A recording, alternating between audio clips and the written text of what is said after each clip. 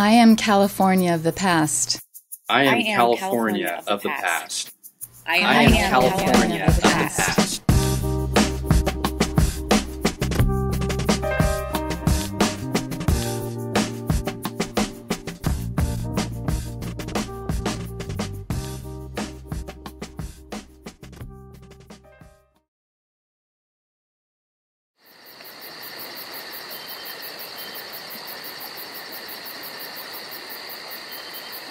Hi, my name is James Ramos. I'm the current tribal chairman of the people of Santos Manuel here on the San Manuel Indian Reservation. Now the reservation was created, and in our area agriculture played a big significant part, so a lot of our members worked in the agricultural fields alongside those from the original East Highlands Ranch in Highland, where a lot of people worked the agricultural fields.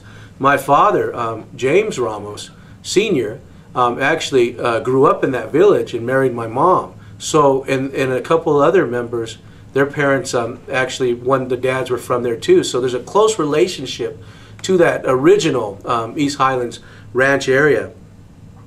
And as the reservation continued to move forward, there was economic struggles.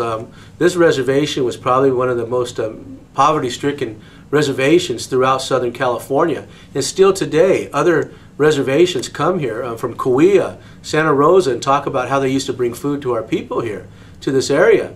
And they're happy that the people of Santos Manuel are able now to move forward. And I think understanding, if you understand how people gave in time of need, is really what generates the tribe currently to be giving back to the community and to those that are in need through nonprofits, because you've been on that side of the spectrum. And who knows how long this will last. Maybe by the time some are viewing this video, things might change. But the thing is, we have to be good stewards of what it is that the blessings that we have today and how we deal with that to move forward.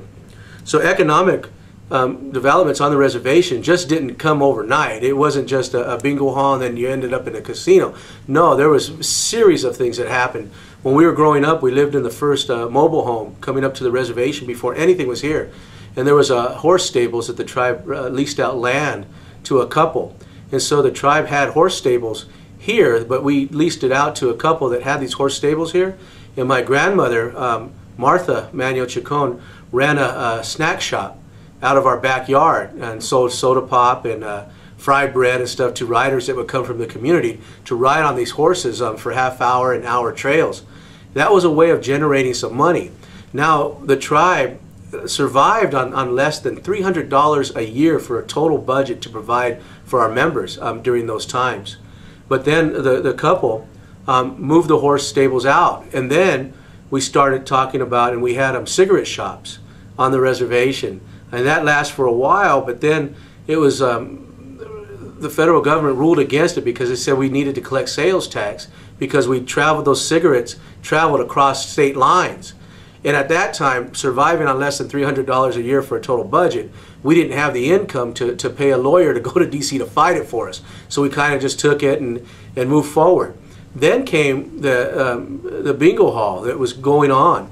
And originally, when it first started, a lot of us, everything's been short-lived as far as economic development. So a lot of us didn't think it was going to last that long. And I wasn't, that old. I was still a teenager, adolescent. And so when these jobs opened up, we would see these trucks come out. And especially even with the cigarette shops, we would unload those trucks for $20 a truck. And then when the bingo came, we asked for $50 to unload all those boxes. And Ron Mastandria, who's currently still one of our general managers, remembers that. And we used to get paid $50 to unload those trucks. And then we got hired on as the first maintenance crew to put the flooring in on the original bingo hall. And so it started off kind of slow in that aspect of it. And that was back in '84 and '85 because it had to move forward. Now, growing up on the reservation, I grew up in the mobile home, the first mobile home coming up Victoria. Those that remember that, we were in that first mobile home. Now, the land of the reservation is all under the jurisdiction of the tribe. So no individual member owns the land. We have the houses that we actually have tribal loans for. So at any moment, the General Council can vote to take that flat land. And so that's what happened to the 3 families in those mobile homes. That was the only flat land available.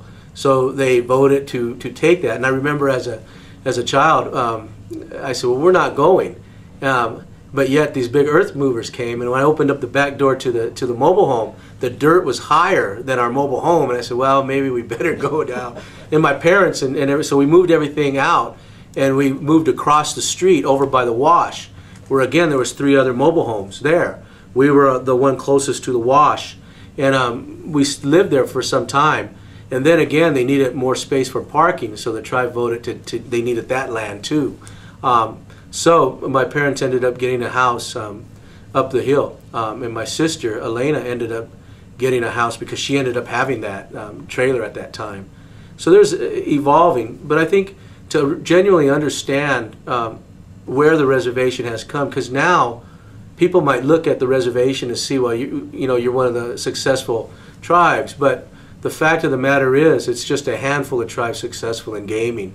Still, the Indian people in the state of California, the majority live below the poverty level status. Educational attainment, there's a serious gap there. There's a lot of things that still need to be worked on. And I'm one of leaders that when we get out and we speak about these things, we address all the issues. Gaming is important to try to make sure that you know where you're going. But at the end of the day, what's most important is really gaining that sovereignty from within a person, which I believe through education, culture, and spirituality, those 3 things, once you learn them and have them, no one could take that from you. And that begins who you are as a person, really liberating you to move forward and market yourself throughout the United States and globally. These are areas that we have to understand. And being able to do these types of interviews and bringing attention to not only the plight of tribes that are successful, but letting everybody know that this isn't the norm in Indian country. The norm in Indian country still today in 2011 is high poverty, education rates, outreach by the federal government and the local communities. That all needs to still work together to make sure that everybody can move forward regardless of what ethnic background you come from. And I believe it's up to leaders to make sure that we keep bringing attention to that, so that we start to make those bridges to the local communities, so everybody's entwined. Everybody understands the local contributions that the local tribes have given to areas in the state of California, but also to look at what's going on. Is everybody moving forward equally? Is opportunities available to American Indian kids in the state of California as well as everybody else? And there is a big gap, but as long as people move forward, and I think, you know, American Indian people in the state of California and throughout the nation, we need to start looking beyond the boundaries of the reservation. We need to start looking, we're part of this community. We've been here longer than anybody has, so why shouldn't we start getting involved, becoming some of those decision makers on the local school boards, the community colleges, the county board of supervisors, the state assembly, Senate, and federal Congress. We need to make sure that during this era of gaming, that we did something to move forward, because if tomorrow everything falls apart, we can't pay those lobbyists to carry our issues and really support the community. We need to be in positions where we could carry that voice and make sure that voice is heard for future generations, because it's not about what we do today. It's not about what I've done to become tribal leader. It's what our ancestors and elders, what they went through so that we could be here today to be part of this community and to be called California Indian people.